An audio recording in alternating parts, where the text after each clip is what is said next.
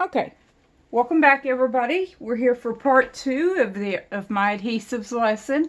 So remember I was telling you about the difference between this type of glue and the white glue like you might think of like Elmer's. And this is what I'll call smelly glue, chemical glue, and what I will call more like this is a white glue. When you use the white glue, and I'm hoping you can see this on the paper, that you can see that there's kind of dimples all in it and ripples and things, that is what happens. And who wants a card that looks like that?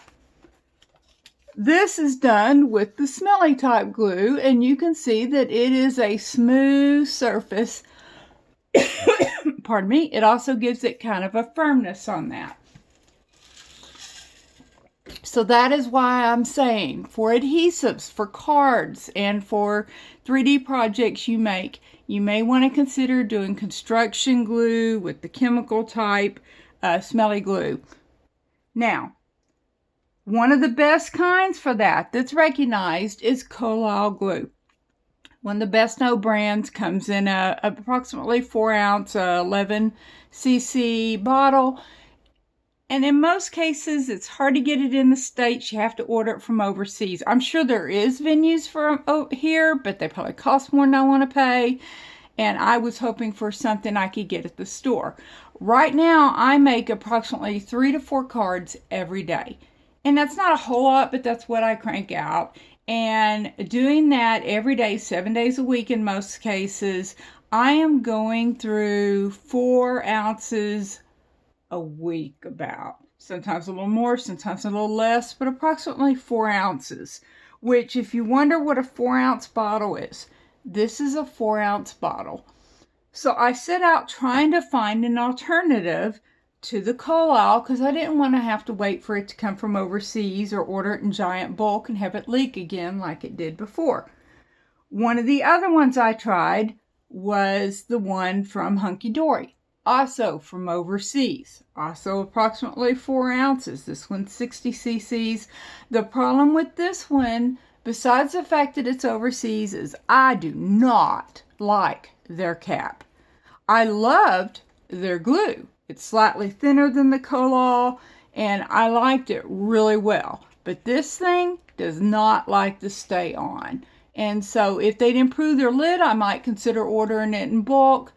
Depending on the pricing, but I was like, I must find something in the United States. As I mentioned, I got the super Tice at Tuesday morning when it was there. They don't really have this kind anymore, but you can buy it elsewhere.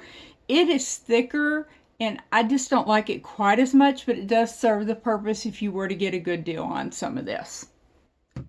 So I searched and searched online to find out what would be an equivalent, and I finally came upon some stuff called Beacon 3-in-1.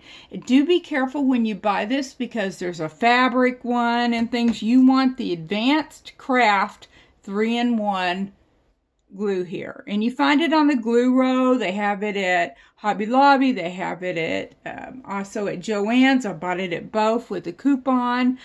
I like the tip and lid on the 4-ounce bottle. It screws on, it doesn't just sit on, it's got a nice point to it. I really like that.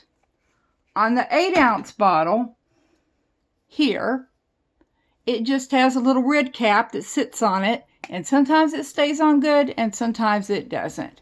So what I end up doing is I buy the 8-ounce bottle, which is unfortunately the largest I could find, or I would buy larger if I could. I buy this with my coupon, and then I refill my smaller bottle. Now the smaller bottle was $6.99 at Hobby Lobby, and then you take your 40% coupon off of that if you're not buying something else, and basically that makes it pretty doggone cheap. So you get $2.80 off of that, so it's going to put you somewhere in the neighborhood of $4.20 or so plus tax. So pretty good deal on it. I still go through it faster than I wish I did, but that is what it is. So that's your lesson on the wet glues. On the white glues, for preference, I have very little preference on them outside of really liking the tonic one, but the tonic one's kind of expensive. I think it was like $6 for the little bottle here, but Scotch is highly rated, and so is the Cola one, and so is Eileen's. So if I were picking, I wouldn't go the Cola in general because overseas again.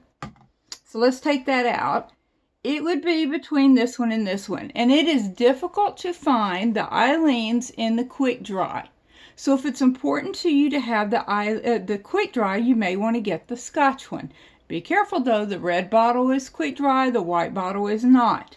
I like the upside down thing on this. It does clog up if you're not careful. If it does, you run it under some hot water and clean it out, and then it's fine on that.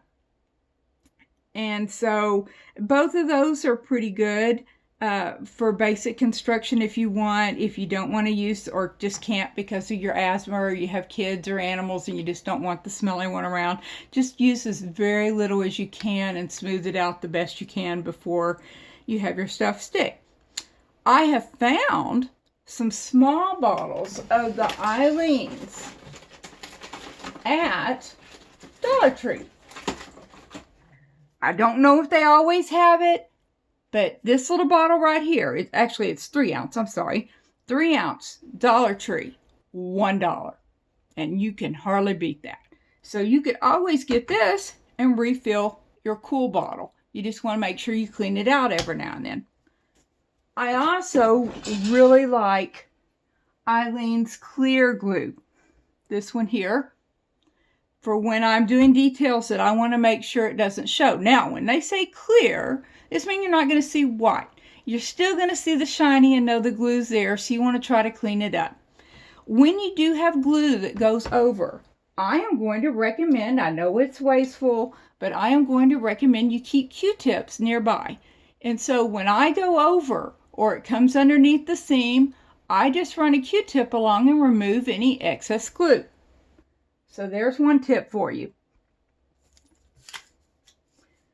Okay, so now we've got that. We've got the different types. I did try this one. It's supposed to be good for a lot of things, but around the time I bought this is when I found the Beacon 3-in-1, and so I just don't use it as much. It's supposed to be good stuff. I just haven't as much. I don't like the tip on it that much, but it does turn and things where it closes up that way. As for tape, a lot of people do almost all their construction with tape. And here's the pro and con between tape and glue.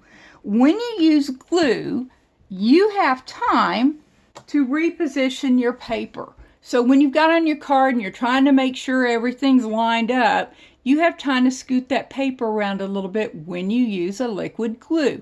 Less time when it's fast drying, but you still have a little time even with that. When you use adhesive tape or foam tape, you don't have that much unless your surface is pretty slick. You just don't. It sticks as soon as it's there, whether it's in line or out of line, and that's what it is. Also with tape, if your surface is a little slick, and that's any coated paper, then I have found that my my tape guns just don't work well. I end up with globs of it, and it doesn't stick, and it just comes off, and it proves to be very useless. So I've kind of switched more from the tape to the glue, and that's what I use 90% of the time. So just to let you know that. If you have a precise area that you want tape on, like I said, like envelopes or a small area that just won't stick any other way, then that's when I use my two-sided tape that I basically undo, and then you tear it, and then you take off this top layer. This part's already sticky under here, and once you take this off, it's sticky on that side also. So there are the different types of glues. I use these like this, what I was talking about, the low tack tape, when you want to basically hold a die onto your paper when you're going to cut it through the die cutting machine. That you don't want that shifting on you, and so that's when you use that. I use the foam squares and strips and dots and sheets when you want to add dimension to your card, when you want something to stick up a little beyond the rest so that everything's not on one set level. So it gives your card some character with that. You also want to do layering with your card, which means you want a yellow, then maybe a blue, and so that you're not just doing lettering on the white. So and what I'm talking about there is, let's say you have a card and you're wanting it to be on white card, on an envelope, then you're going to want to have your paper, and we do recommend about a 1/4 inch total here, but you want to have maybe your white envelope and then one color and then another, and then whatever your design or lettering is here to give your card some character. And so when they talk about layering, that is what they mean on there. You want to do colors that coordinate with each other for it. So now that we've covered the adhesives, we're going to cover which ones seem to work best. And so, as I said a while back, I did some comparisons on them. Let me look and see how long this video is getting to be. We are right at 11 minutes. So I think what I'm going to do is I'm going to go ahead and stop the video so that if you're not interested in seeing how the different adhesives did, you don't have to tune into the 3rd video. And we're going to do a part 3 where I have glued together different ones and you see which one seems to stuck the best for a comparison of them.